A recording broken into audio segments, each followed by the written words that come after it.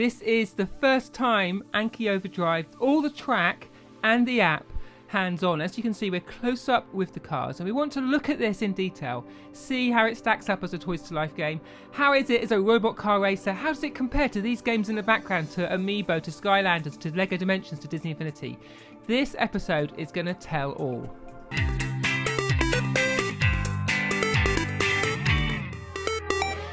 Welcome to Family Gamer TV. Now, do you know what this is? I guess you do by now. This is Anki, but Anki Overdrive. We've had the track and the cars for a while, as we just go through the cars. See if you can name each and every one of these.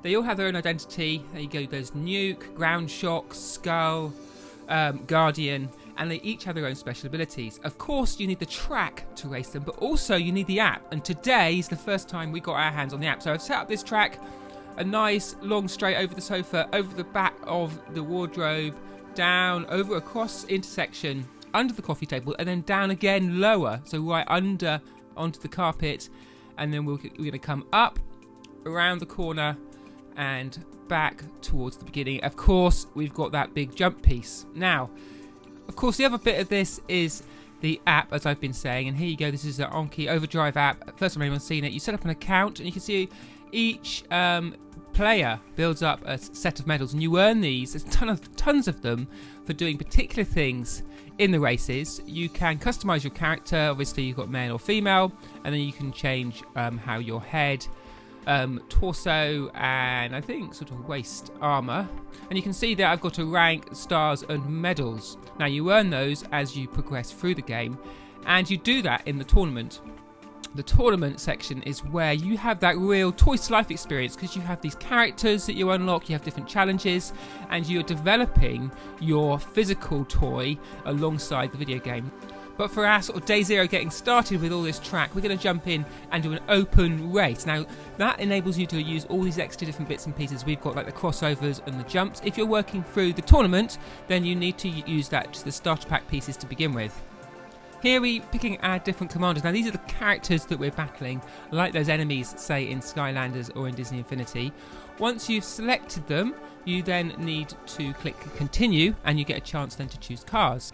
First, what we need to choose is the type of race. You've got Race, Battle, King of the Hill, and Time Trial. We're going to go for Race today, just to keep things relatively simple, but they've got lots of different, quite video game sounding modes, particularly like King of the Hill, and I'm looking forward to doing some time trial. Once I've selected my car, then the commanders select their cars, and if you want to, you can go in and select a different car, so they're using the particular car you want. Now, if they pick a car that hasn't already been updated, like we're doing here, we've got Hadian has picked. One of our commanders has picked Hadian, and that is a car from Anki Drive that we've got, and that is going to be upgraded so that we can use it in the new game for free, and so they've got that complete backwards compatibility. Now, we place the cars on the track. First up, we've got Hadian, then we're going to have Skull, and then Guardian, and Ground Shock, if we can just pick him up after he's fallen off. Then with the cars on the track, they slowly work their way around the circuit, and on your app screen you can see the course you've built being translated. And it was interesting, I think, to see this coming together, because you get a sense of what you've actually made, because in the real world it's so complex you can't see what's going where. On the screen, of course, as you can see here, as they go round, they're reading the track and they're creating their own model in their mind, their own map for each of the robots to know where they are. Once they've got that down, they start to appear on the course. As you can see, there's little white dots, and we've got our last car coming around the corner, and when he gets into place, they will stop at that start line, and they'll be ready to go, and then we wait for the countdown. 3, 2, 1. And away you go. Now, these starts are absolutely chaotic because the cars don't hang around. This is a really complex track, and I struggled at times when I was setting it up to get the cars to stay on it. But release them in a race mode and they go hell for leather around the course. Of course, we've got that crossover section you have to watch out, and I was using the speed on my car to try and avoid any collisions, because you really want to avoid that. If you get hit another car, like that almost did, then you are liable to get knocked off the track or go the wrong way, which means you don't register. Another close call there. You don't register that lap. We've got a jump section in here. Now, I love how they come down this hill, really wiggling the tail, and we had a collision. So that car will be going not through that start finish, and he's been knocked round to go again for another lap. So as we press on, the laps clock up and you use your various weapons to take down the different enemies. Different weapons have different ranges and different abilities, and you need to use them at the right point. When you're doing a crossover, sometimes you can get behind a car or a car that's crossing in front of you and still hit them with one of those beams. And before long, I think we're getting close now, you get close to the end of the race. You need to keep an eye on your throttle and your weapons, but by using all these things together, tilting the app to stay in the right lane, and also make sure you stay on the track as you go round. So keeping a close eye on that racing line, particularly through these tight corner sections, under the coffee table, up and around, and I'm approaching my final lap. I think everyone else is way too far behind. Where's he going? The opposite direction, but there you go. You are the winner. That is my first win in Anki Overdrive, and you get your trophies awarded, as you can see, a number of points. Now that goes into your level and upgrades your performance, but equally important, you get a loot drop. So there you go, linked brakes have gone into the garage and can be applied to a particular car. So you could carry on with another race. What we're going to do is hop off to the garage, but before we do, we need to open our various loot stash that we've got as we've been progressing through the game. And so we've got a whole bunch of this different loot, and this is a big way to upgrade your car. So here we are. This is a way for Skull to get extra speed. If you apply this, it adds a sort of a sail that catches particles, that gives him more speed and I think a bit more acceleration.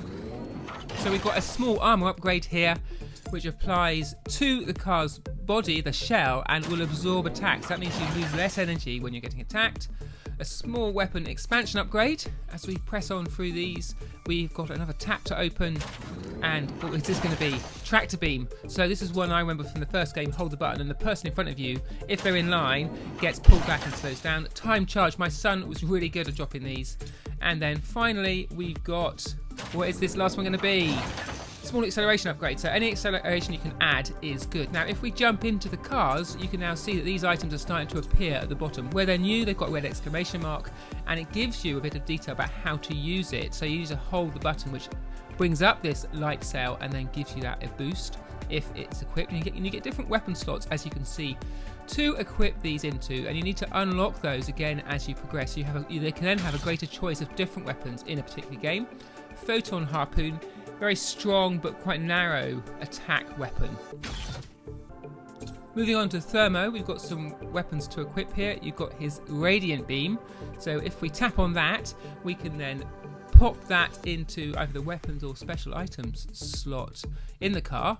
Now, this radiant beam, hold the top trigger to charge the lava core, and it will release a thin, narrow beam. You can see there's an image of how that is going to attack, which is quite different to the flamethrower attack, which has a much wider, shorter range.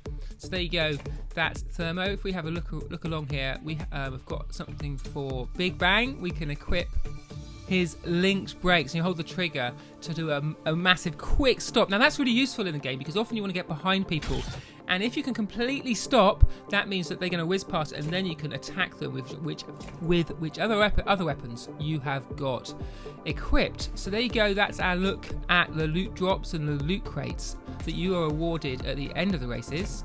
But before we wrap up, I just wanted to have a look at what Anki Overdrive and how it compares to other Toys to Life games. Now I know some of you guys are a bit dubious about how it really stacks up. Is Anki Overdrive really something that should sit aside alongside Amiibo, alongside Disney Infinity with Sadness there, and alongside these other Toys to Life games which have a video game as Skylanders Trap Team Snapshot? Shows us has a video game part and also has a physical part as well. And of course, Lego Dimensions coming soon.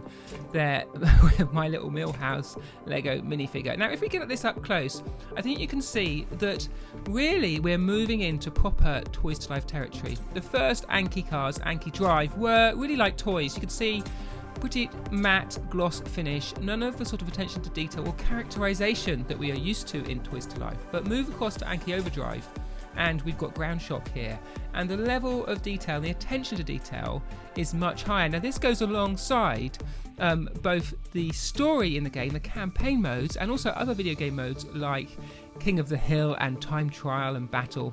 So the figure, the toy, the robot, and the in-game experience is much closer tied, both in terms of how they look, the aesthetic, how much time and effort has been spent on them, but also that video game experience as well. So although I know it does stretch things towards the toy end of the spectrum, for me it is a Toys to Life game, and with Skylanders and other Toys to Life products bringing out proper toys to go alongside their game, I think maybe Anki Overdrive is slightly ahead of the curve. So there you go, that's my day zero, first look of Anki Overdrive. Of course we'll be coming back with more coverage as we move forward. We'll be getting the kids loose on the game over the weekend, seeing what they think of it. I'll be doing my official review verdicts coming up in a whole wide variety of publications as well. But for now, I'd like to hear what you think. From what you've seen so far, is this Toys to Life? Is there enough here of a video game that ticks that box? And regardless of that, what do you think of Anki Overdrive? Is this something you're going to be putting on your Christmas list? Did you play Anki Driver and are you looking forward to upgrading your cars and bringing them forwards to that Anki Overdrive experience? Either way, do subscribe to the channel and you can know when we've got more on Anki Overdrive, Disney Infinity, Skylanders, Superchargers, Lego Dimensions as we publish them. But for now, that's all we've got time for on Family Gamer TV.